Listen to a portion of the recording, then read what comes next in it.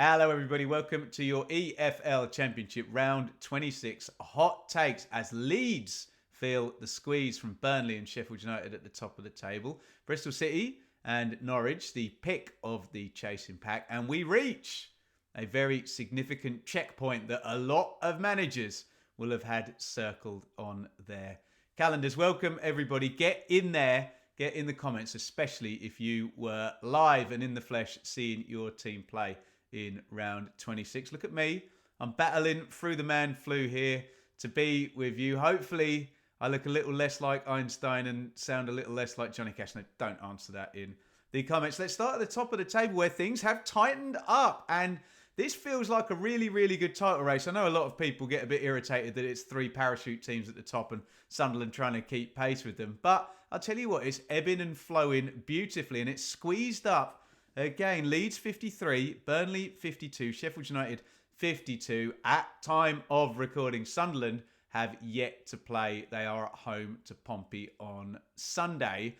Leeds drew 3-3, with Hull City, and I gave Leeds a pass with the draw against Blackburn. I said it's been really, really busy, and they've been in really, really good form. They've come out of it at the top of the table. And yes, they conceded a late goal and you can't win every game and blah, blah, blah. I suspect a lot of Leeds fans would have been in agreement with me. I know there's always those football fans that unless their team wins 4-0, they're furious about something. But I think when it happens 2 games in a row, you say, oh, come on. You know, that shouldn't have been 2 points across those 2 games. Leeds were leading going into stoppage time against Blackburn. They were 3-1 up against Hull, I think, with about 10 minutes to go and have ended up drawing it 3-3, and we don't like to dig out individual players here. It's a team sport, but Mr. Meslier, the keeper's name, has been coming up in the Benjamin Bloom Football Channel WhatsApp chat. You can join up, by the way, if you join on YouTube and get involved in that. So I think I'm less inclined to give Leeds a pass when it's 2 games. Okay, Blackburn's a tricky opponent, isn't it? They're high up in the league, although they're not on a great run, and Eustace and Farker seems a bit like oil and water, particularly from Farker's point of view.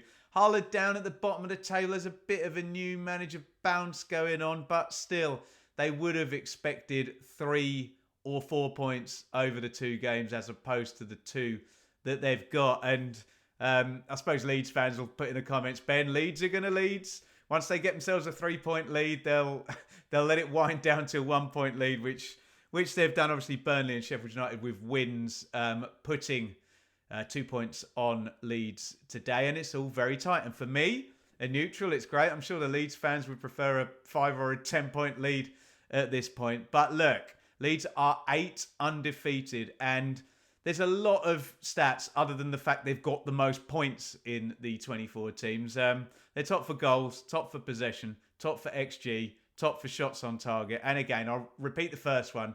They're top for points. There are a lot of indicators that Leeds are the best team and their fans are going to have to be patient. But I understand the trauma of being a Leeds fan. And if there's a way to mess it up, they often find it, don't they? But I do still think they're sitting pretty up there. And I mentioned that checkpoint. We have 20 games to go and a bit of a break now. And just get going. Can you knock out 40 points from the last 20? If you do that and you lead, you hit 93. And okay, comments we make every time about last year's totals. It's not going to be like that every year. So I understand Leeds fans are going to have given the pass against Blackburn, but not for the combined 2 games. And yeah, in come Burnley and Sheffield United. Get your thoughts in the comments, Leeds fans, particularly if you were there at at the MKM yesterday. And it was a away game, Ben. And it was a away game for Burnley and a big away game at Blackburn. And this feels a bit like the Ipswich-Norwich rivalry in that it's not much of a rivalry when you look at the results, because I think Burnley win these 9 times out of 10, don't they? And Zian Fleming got the goal. And Burnley have still only lost 2 games in this championship season. That is clean sheet 17 in 26 games for Scott Parker, James Trafford and that Burnley defence. 4 clean sheets in a row, 13 games undefeated. And has Josh Brownhill actually got some help being a match winner? We've seen Zian Fleming score 3 in his last 6, and I think 2 of those are sub appearances as well. So he's now starting to make an impact. Yes, I know I'll get comments saying, oh, yeah, nice. Bringing up, I think it's a loan with an obligation to buy, but it's essentially a £10 million player signed to add to your squad. So you'd expect him to make an impact. He was very good for Millwall, not necessarily last season, but season before. He was extremely good, and he is delivering for Burnley, who are very, very much keeping the pace. And look, go back to any of my videos about Scott Parker in August, where we said what normally happens is people ask questions. They say the football's not great. They say they're unconvinced, and the team are doing it in spite of him rather than because of him. But he'll be up at the top of the table, and here we are with 20 games to go.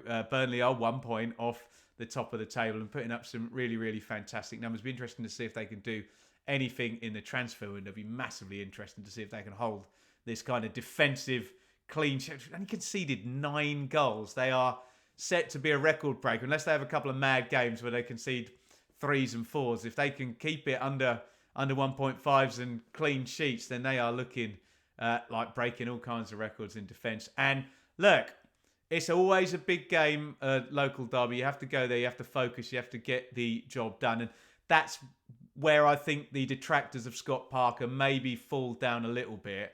This guy has been in and around big games, and he keeps calling it the arena, doesn't he, in his interviews, which grates on me a little bit. But I try and stand up for Scotty Parker. But he knows his way around football matches and winning football matches, and he is doing it again. And Burnley stop the clocks by 3 goals in the goal difference. They are getting promoted. Sheffield United have bounced back again, as I predicted they would in the prediction show with Sam. I got this one bob on. This impresses me, actually, from Sheffield United. Pressure was on today, wasn't it? You were kind of looking at it thinking, oh, are they going to be able to keep pace with the other two there, Burnley and Leeds, up ahead of them? And really bad 3 games. Injury problems for Sheffield United. Yes, fans of other teams with players that may be hurt. More than one team can have injury problems. Please don't cry. I'm talking about Sheffield United right now.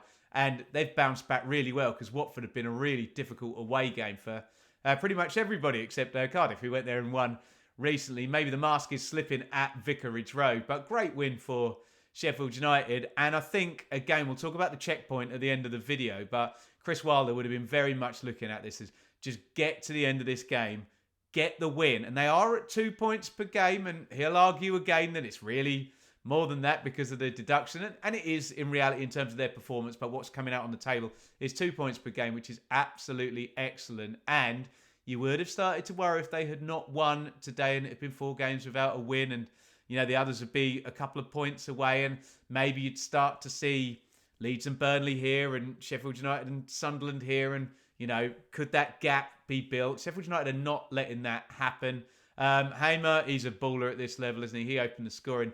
And Brooks as well. The amount of young players, Peck, Arblaster, Gilchrist, Burrows, I know they're loanees and signings, but the amount of young players that One started up top. They've had Sariki in as well that have come in and delivered for Sheffield United. Have really, really done a turn. And all the Blades fans will hope that when we come back in a couple of weeks' time after the FA Cup, which a lot of clubs will, frankly, and I understand it, use as a semi-international break type thing, all the Blades fans are going to be hoping there's going to be a deal done where they can loan someone in to replace Suter, and Vinny Souza will be back, Raksaki will be back, and Campbell will be back, and Moore obviously wasn't in there today. Got to mention Callum O'Hare as well. He's stepping up now. I did the West Brom game, filthy assist in that with the back heel, and I've always said this in the Championship. I'm oversimplifying here for effect, but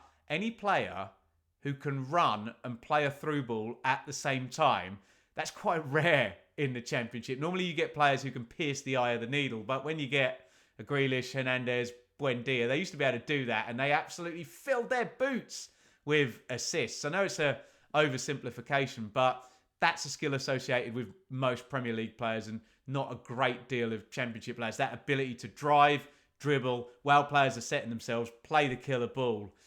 We've seen players destroy the Championship doing that, and O'Hare looks like he's hitting form. So, yeah, keep your eyes on that great assist for the Harmer goal. We'll just mention Sunderland have got them on the screen there. They host Pompey tomorrow. They will be hot favourites to win that game.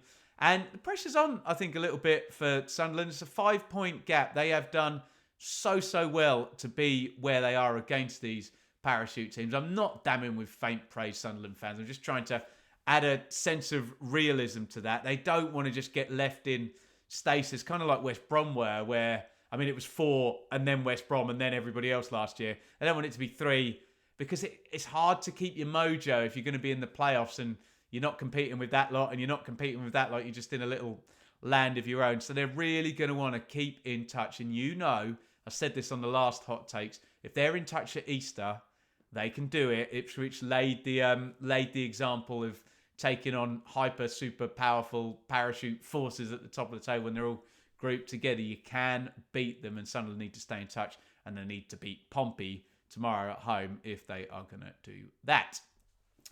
Look, guys, another hot take today. Loads of draws, by the way. Stoke 0, Plymouth 0. Swans 1, West Brom 1. We mentioned, I have to talk about Leeds because they're top. Hull 3, Leeds 3. Borough 1, Cardiff 1. Preston 1, Oxford 1. Wednesday 2, Millwall 2. So we're not really going to be mentioning any of those games. Let's talk about the winners.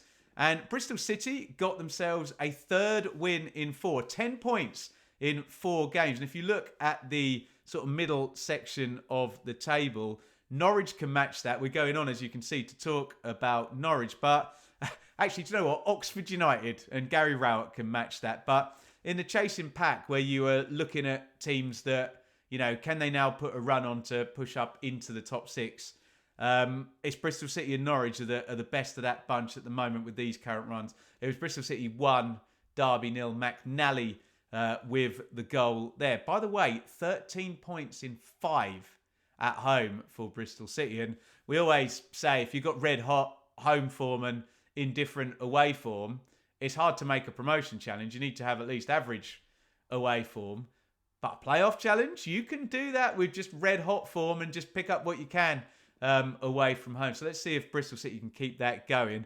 Let's throw in some caveats. They've beaten Luton, who are terrible away from home. They've beaten Pompey, who are down the bottom. And Derby also heavily skewed better at home. So I'm throwing the question of viability in there to the Bristol City fans. I would love to see things push on. See if they can make a challenge now. And what do my stats say there? So I'm reading my pad down there.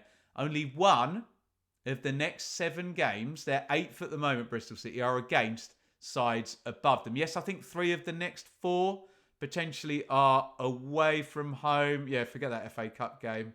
I am right in saying that. But, yeah, no big hitters in terms of top 4 teams. 4 are 1. I think Middlesbrough then come after that run. But Bristol City, they flatter to deceive. They get up there, they get close. We say, come on, Bristol City, here you go. This is your year. And they regress away. Then at the end of the season, they get close again. And then rinse, repeat. But yeah, let's see if they can keep it moving. They are in form at the moment, Bristol City. And Norwich are in form. We said last time, are Norwich back? I think Norwich are back. And I think they're only Josh Sargent away from looking pretty strong. I know they put Dobbin in, didn't they, and let Barnes go out. So they've done a little tweak. But otherwise, they look pretty strong, don't they? McLean is now back in from his suspension. Marcondes looks like he's played his way into that side. And yeah, it's just a Sargent-shaped hole. And you'd think they can have a push in the second half of the season. And I always say this about Norwich. Stolen from the great Chris Gorham, who's been on the channel a few times, the BBC Norfolk commentator. He said, Ben, when Norwich get a sniff of promotion or a sniff of the playoffs, they often end up in there. Yes, I know they lost in the playoffs last season, but they know their way around this. And, you know, Norwich will be a threat if they're up there. They know their way around, let's just say. But it was late drama, wasn't it? They were 1 down against Coventry going into the 90th minute. Force on with 2 goals. Okay, the winner was a bit of a scrambly, muggy, just get it over the line, deflection FC goal. The first one was beautiful. Bent in the top corner. Great strike by Forson. Coventry won't have known what have hit them. Frank Lampard would have thought he was coming away with 3 points from Carrow Road, but no. Norwich snatched the win. Norwich are 11th. They are 4 points off the playoffs. Always, if you're studying the Championship, look out for Norwich City when it comes to a promotion race. Let me just round out this Hot Takes video by saying, checkpoint time. So we know, and people get fed up with it, when you go through August, there's a September international break, then there's an October one, then we get the November one, and then it is mental right the way up until now. And someone will put in the comments how many games there's been sort of without there being really any type of rest. And it does feel bish, bash, bosh. And we've had 3 game weeks, I think, one in November, possibly one at the start of December. I'm trying to remember all of these because things move very fast. And then you just get that ridiculous Christmas time where you play 5 or 6 times basically in the space of about 2.5 weeks. And then now it stops. And we talk particularly about the promotion race, and Daniel Farker will be thinking, from a Leeds perspective up there, he'll be thinking, okay, right, stop. We haven't lost any games. We're top of the table. Regroup, get Grueff back, get a fit squad, 20-game season, and as long as you don't score fewer points than Burnley, Sheffield United or Sunderland over a 20-game period, you are in the Premier League. For someone like Sheffield United, it's almost a massive chance to reset when you've got injury issues. And then you kind of look down and there's the likes of West Brom where there's going to be a managerial change. Oxford, who are in good form, they wouldn't have wanted things to stop, would they? There'll be teams like that. QPR maybe. By the way, QPR play on Monday night. I haven't spoken about them today. They play Luton. Sam Parkin will be on co-coms for that on TalkSport. But this does feel, even though we have an FA Cup game, and there will be, I think there's like 3 rearranged championship games that have been postponed, dropped into that middle week. Yeah, Cardiff, Watford, Plymouth, Oxford, Blackburn, Pompey. But essentially, we do get a 2-week break.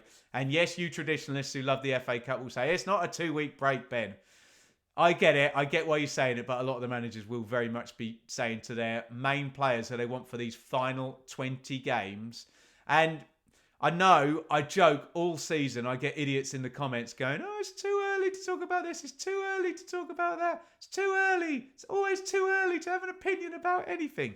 Believe you me, when we come back, I think we go 3-game week. That takes us down to 20, 19, 18, 17 games to go. And then it'll be 15. And then you'll all be telling me it's the home straight. So we really, really are close at this point. And it's get set, have a few days off, come back, do this. I'm sure there'll be one more international break. But then again, Easter to the end. Crazy, crazy times.